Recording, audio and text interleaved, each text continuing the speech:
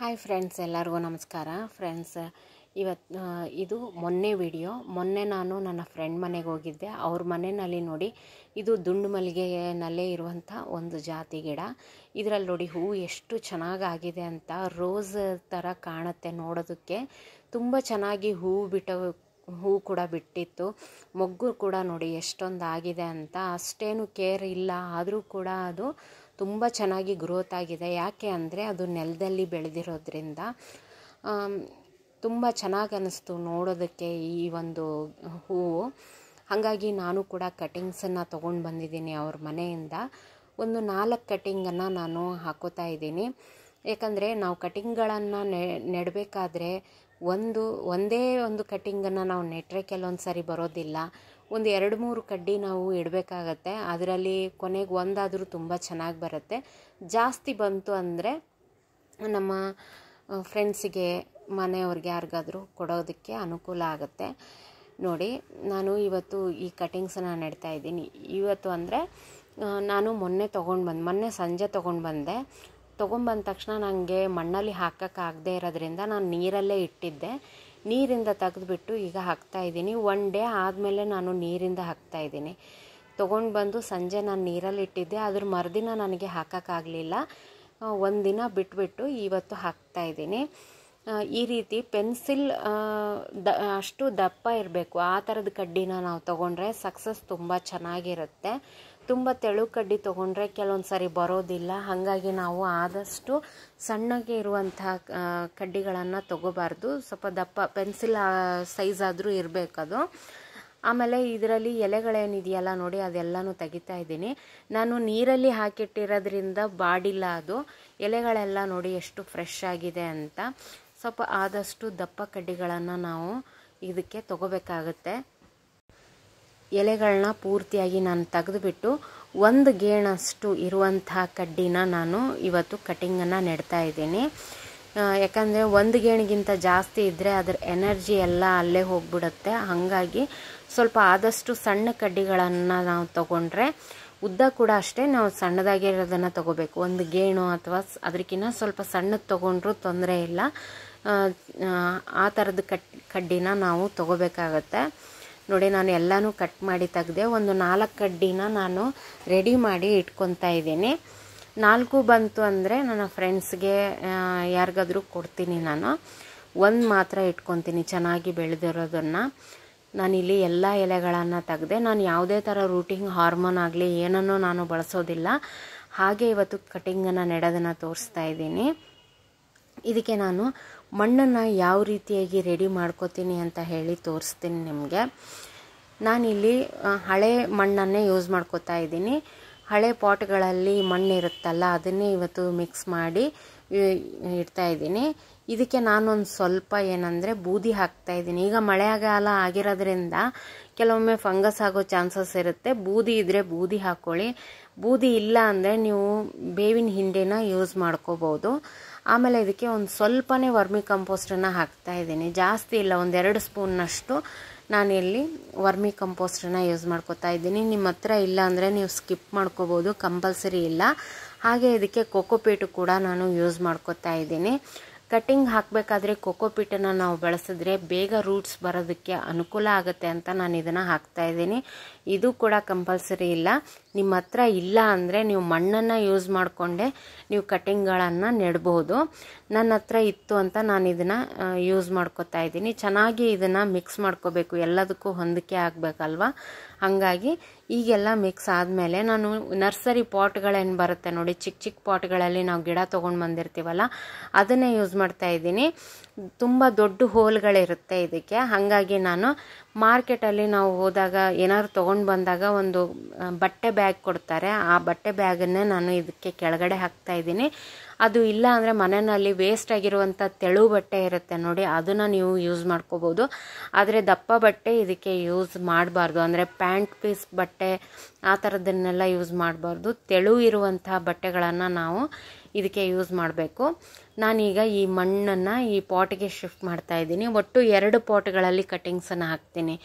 ಒಟ್ಟು 4 ಕಟಿಂಗ್ ಮಾಡ್ಕೊಂಡಿದ್ದೀನಿ. ಅದಕ್ಕೆ 2 ಕಟಿಂಗು ಒಂದು ಪಾಟಲ್ಲಿ ಹಾಕ್ತಾ ಇದ್ದೀನಿ ನಾನು. ಇದು ಮಣ್ಣನ್ನು ಚೆನ್ನಾಗಿ ತುಂಬಿಬಿಟ್ಟು, ಆದಷ್ಟು ನೀವು ದೊಡ್ಡ ಪಾಟ್ಗಳನ್ನು ತೊಗೊಳಕ್ಕೆ ಹೋಗಬೇಡಿ ಕಟಿಂಗ್ ಹಾಕೋಕ್ಕೆ. ಸಣ್ಣ ಪಾಟ್ಗಳಲ್ಲೇ ನೀವು ಕಟಿಂಗನ್ನು ನೆಡಿ, ಅಂದರೆ ಮಾತ್ರ ಸಕ್ಸಸ್ ರೇಟ್ ಚೆನ್ನಾಗಿರುತ್ತೆ. ಅದಕ್ಕೋಸ್ಕರ ಇದನ್ನು ಎಲ್ಲ ಮಣ್ಣನ್ನು ತುಂಬಿಟ್ಟು ಒಂದು ಸರಿ ಟ್ಯಾಪ್ ಮಾಡಿ ಚೆನ್ನಾಗಿ. ಏರೇನು ಇರಬಾರ್ದು, ಹಾಗಾಗಿ ನೀವು ಆದಷ್ಟು ಏರನ್ನು ಟ್ಯಾಪ್ ಮಾಡಿಬಿಟ್ಟು ರಿಮೂವ್ ಮಾಡಬೇಕು. ಇಲ್ಲಾಂದರೆ ನೀರನ್ನು ಹಾಕಿದ್ರೂ ಕೂಡ ಏರು ಹೋಗುತ್ತೆ. ಈಗ ನೋಡಿ ನಾನಿಷ್ಟು ಟ್ಯಾಪ್ ಮಾಡಿದೆ. ಈಗ ನೀವೇನಂದರೆ ಒಂದು ಏನಾದರೂ ಕಡ್ಡಿ ತೊಗೊಂಡ್ಬಿಟ್ಟು ಹೋಲನ್ನು ಮಾಡ್ಕೊಳ್ಳಿ. ನೀವು ಕಟ್ಟಿಂಗನ್ನು ನೆಡಬೇಕಾದ್ರೆ ಅದನ್ನೇ ತೊಗೊಂಡು ನೀವು ಡೈರೆಕ್ಟಾಗಿ ಮಣ್ಣಲ್ಲಿ ಹಾಕಿದ್ರೆ ಕೆಲವೊಂದು ಸರಿ ಆ ಕಟ್ಟಿಂಗ್ ಹಾಳಾಗೋ ಚಾನ್ಸಸ್ ಇರುತ್ತೆ. ಹಾಗಾಗಿ ನೀವು ಮೊದಲು ಒಂದು ಸರಿ ಒಂದು ಕಡ್ಡಿ ಏನಾದರೂ ತೊಗೊಂಡ್ಬಿಟ್ಟು ಹೋಲ್ ಮಾಡಿಕೊಡಿ. ಎಲ್ಲಿ ನೀವು ಕಟ್ಟಿಂಗನ್ನು ಹಾಕಬೇಕು ಅಂತ ಮಾಡಿದ್ದೀರೋ ಅಲ್ಲಿ ಹೋಲ್ ಮಾಡಿಕೊಂಡ್ರೆ ಈಸಿ ಆಗುತ್ತೆ ನಿಮಗೆ ಕಟ್ಟಿಂಗನ್ನು ನೆಡೋಕ್ಕೆ. ಅದಕ್ಕೋಸ್ಕರ ಆಮೇಲೆ ಈ ಮಣ್ಣು ಸ್ವಲ್ಪ ಹಸಿ ಇರೋದ್ರಿಂದ ನಾನು ನೀರು ಹಾಕಿಲ್ಲ. ನೀವು ಮಣ್ಣು ತುಂಬ ಒಣಗಿದೆ, ಡ್ರೈ ಆಗಿದೆ ಅಂದರೆ ಮೊದಲು ನೀರು ಹಾಕಿಬಿಟ್ಟು ಆಮೇಲೆ ನೀವು ಕಟ್ಟಿಂಗ್ಸನ್ನು ನೆಡಿ. ಈಗ ನೋಡಿ ನಾನು ಎಲ್ಲಿ ಹೋಲ್ ಮಾಡಿದ್ನಲ್ಲ ಅಲ್ಲಿ ಈ ಕಟ್ಟಿಂಗ್ಸನ್ನು ಹಾಕ್ತಾ ಇದ್ದೀನಿ ನಾನು. ಇದನ್ನು ನೀವು ಆದಷ್ಟು ಒಂದು 2-3 ದಿನ ನೆರಳಲ್ಲೇ ಇಡಿ. ನೆರಳಲ್ಲಿ ಇಟ್ಬಿಟ್ಟು ಆಮೇಲೆ ಬಿಸಿಲಿಗೆ ಒಯ್ದು ಇಡಿ. ಈ ಕಟಿಂಗ್ಸು ಸೆಟ್ ಆಗಬೇಕು, ಅಲ್ಲಿ ತನಕ ನೀವು ನೆರಳಲ್ಲೇ ಇಟ್ಕೊಳ್ಳಿ. ನಾನು ಇದನ್ನು ಬಾಲ್ಕನಿ ಗಾರ್ಡನಲ್ಲೇ ಇಟ್ಕೊತೀನಿ, ಆಮೇಲೆ ಒಯ್ದು ಮೇಲೆ ಟೆರೆಸಲ್ಲಿ ಇಡ್ತೀನಿ ನಾನು. ಈಗ ನೋಡಿ 4 ಕಟಿಂಗ್ಗಳನ್ನು ನೆಟ್ಟೆ. ಈಗ ಒಂದು ಸಣ್ಣ ಕಡ್ಡಿ ಇತ್ತು, ಸ್ವಲ್ಪ ದಪ್ಪ ಇದೆ, ಅದು ತುಂಬ ಎಳೆದೂ ಇಲ್ಲ. ಅದನ್ನು ಕೂಡ ನೋಡೋಣ ಅದು ಬರುತ್ತಾ ಅಂತ ಹೇಳಿ ಒಂದರಲ್ಲಿ ಹಾಕಿದೆ. ಈಗ ನೋಡಿ ಒಂದು ಸ್ವಲ್ಪ ಮೇಲೆಯಿಂದ ಮಣ್ಣನ್ನು ಹಾಕ್ತಾಯಿದ್ದೀನಿ. ಯಾಕೆ ಅಂದರೆ ಈ ಕಟಿಂಗ್ಸ್ ಅಳ್ಳಾಡಬಾರ್ದು ಅನ್ನೋಕ್ಕೋಸ್ಕರ. ನೀವು ಓಡಾಡೋ ದಾರಿನಲ್ಲಿ ಅಥವಾ ಕೈ ಬಡಿಸಿ ನೀವು ಏನಾದರೂ ಆ ಕಟಿಂಗ್ ಆವಾಗವಾಗ ಅಳ್ಳಾಡಿದ್ರೆ ಅದು ಕಟಿಂಗ್ ಬರೋದಿಲ್ಲ, ಬೇರು ಬಿಡೋದಕ್ಕೆ ಅದಕ್ಕೆ ಹೆಲ್ಪ್ ಆಗಲ್ಲ. ಅದು ಸ್ಟಿಫಾಗಿ ಕೂತ್ಕೊಂಡಿರಬೇಕು, ಹಾಗಿದ್ರೆ ಮಾತ್ರ ಅದರಲ್ಲಿ ಬೇರು ಬಿಟ್ಕೊಳಕ್ಕೆ ಚಾನ್ಸಸ್ ಇದೆ. ಹಾಗಾಗಿ ನಾನು ಮೇಲೆ ಒಂದು ಸ್ವಲ್ಪ ಮಣ್ಣನ್ನು ಹಾಕಿಬಿಟ್ಟು ಒತ್ತಿಬಿಟ್ಟೆ. ಈಗ ಇದಕ್ಕೆ ನೀರನ್ನು ಹಾಕ್ತೀನಿ ನಾನು. ಆದಷ್ಟು ನೀವು ಆ ಕಟಿಂಗ್ಸ್ ಏನು ನೆಟ್ಟಿದ್ದೀರಲ್ಲ ಅದು ಅಳ್ಳಾಡದೇ ಇರೋ ಥರ ನೀವು ನೋಡ್ಕೋಬೇಕು. ನೀರು ಹಾಕಿದಾಗ ಅದು ಗಟ್ಟಿಯಾಗಿ ಕುತ್ಕೊಳತ್ತೆ. ನೀವು ಕೂಡ ಒಂದಿಷ್ಟು ಕೈಯಿಂದ ಪ್ರೆಸ್ ಮಾಡಿ 1-2 ದಿನ ಅದು ಸೆಟ್ ಆಗುತ್ತೆ. ಈಗ ನಾನು ನೀರು ಹಾಕಬೇಕಾದ್ರೆ ಅದು ಅಳ್ಳಾಡ್ತು, ಆ ರೀತಿಯಾಗಿ ಅಳ್ಳಾಡಬಾರ್ದು. ನೀವು ಅದನ್ನು ಗಮನಿಸಬೇಕು. ಹಾಗೆ ನಾನು ಈ ಕಟಿಂಗ್ಸ್ ಎಲ್ಲ ನೆಡಬೇಕಾದ್ರೆ ಮಂಗಗಳು ಬಂತು ಅಂತ ಹೇಳಿ ನಾನು ಹಿಂದಿನ ಬಾಗಿಲು ಓಪನ್ ಮಾಡಿದ್ದೆ. ಹಂಗಾಗಿ ನಾನು ಅದು ಮುಚ್ಚಕ್ಕೆ ಅಂತ ಹೋದೆ. ನೋಡಿ ಎಷ್ಟು ಮಂಗ ಇದ್ದಾವೆ ಅಂತ. ದೊಡ್ಡದು 2 ಬಂದಿತ್ತು, ಚಿಕ್ಕದು ಸಾಕಷ್ಟಿತ್ತು. ಒಂದು 15 ತನಕ ಮಂಗ ಬಂದಿತ್ತು ಅಂತ ಅನ್ಕೊತೀನಿ ನಾನು.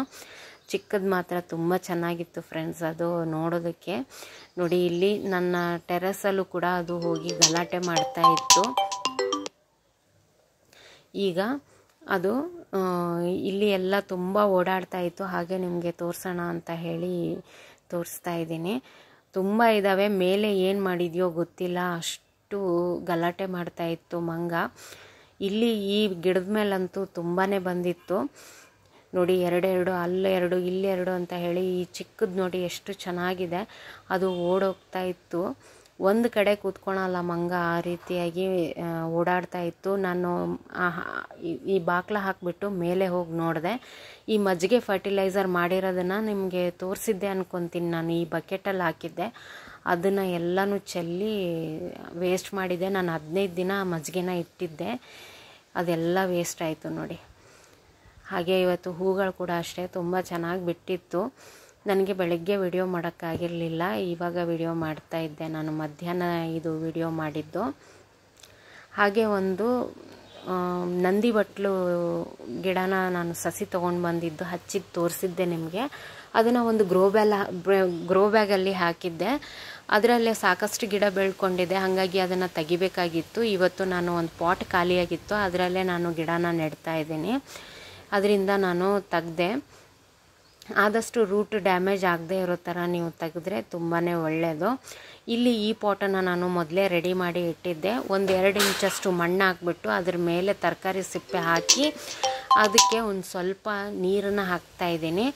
ಚೆನ್ನಾಗಿ ಅದು ನೀರು ಕೆಳಗಡೆ ಡ್ರೈನೇಜ್ ಹೌಲಿಂದ ಬರಬೇಕು, ಅಷ್ಟು ನೀರನ್ನು ನಾನು ಹಾಕ್ತಾಯಿದ್ದೀನಿ. ಇದಕ್ಕೇನಂದರೆ ನಾನು ಈಗಾಗಲೇ ತೋರಿಸಿದ್ದೀನಿ ನಾನು ಪಾಟ್ ಯಾವ ರೀತಿ ರೆಡಿ ಮಾಡ್ತೀನಿ ಅಂತ. ಹಾಗಾಗಿ ನಾನು ಮತ್ತೆ ತೋರ್ಸಕ್ಕೆ ಹೋಗಲಿಲ್ಲ. ಈಗ ನೋಡಿ ನಡುವೆ ಒಂದು ಸ್ವಲ್ಪ ಇದಕ್ಕೆ ತೆಗ್ಗು ಥರ ಮಾಡಿಬಿಟ್ಟು ಈ ಗಿಡನ ನೆಡ್ತಾ ಇದ್ದೀನಿ. ಈ ರೀತಿ ಮಾಡೋದ್ರಿಂದ ಗಿಡಗಳು ತುಂಬಾ ಹೆಲ್ದಿಯಾಗಿ ಬೆಳೆಯುತ್ತೆ. ಗೊಬ್ಬರ ಕೆಳಗಡೆ ಆಗ್ತಾ ಇರುತ್ತೆ, ಮೇಲೆ ನಮಗೆ ಗಿಡ ಬೆಳೀತಾ ಇರುತ್ತೆ. ಇದರಲ್ಲಿ ಇದು ತುಂಬ ಆಸೆಪಟ್ಟು ತಂದಿರುವಂಥ ಗಿಡ ಇದು. ನೋಡಬೇಕು, ಇದರಲ್ಲಿ ಫಸ್ಟ್ ಹೂ ಬಂದಾಗ ನಾನು ನಿಮಗೆ ತೋರಿಸ್ತೀನಿ. ಈ ವಿಡಿಯೋ ಇಷ್ಟ ಆಗಿದ್ದರೆ ಒಂದು ಲೈಕ್ ಮಾಡಿ ಫ್ರೆಂಡ್ಸ್. ಇನ್ನೂ ತನಕ ನನ್ನ ಚಾನಲ್ ಸಬ್ಸ್ಕ್ರೈಬ್ ಮಾಡ್ಕೊಂಡಿಲ್ಲ ಅಂದರೆ ದಯವಿಟ್ಟು ಸಬ್ಸ್ಕ್ರೈಬ್ ಮಾಡಿಕೊಂಡು ವಿಡಿಯೋಗಳನ್ನು ನೋಡಿ ಗಿಡ ನೆಟ್ಟ ಮೇಲೆ ಕೊನೆಯದಾಗಿ ಒಂದು ಸ್ವಲ್ಪ ನೀರನ್ನು ಹಾಕಿ ಡ್ರೈನೇಜ್ ಹೋಲ್ ಚೆಕ್ ಮಾಡ್ಕೊಂಬಿಡಿ, ಸಾಕು ಇಷ್ಟು ಮಾಡಿದ್ರೆ. Thank you friends.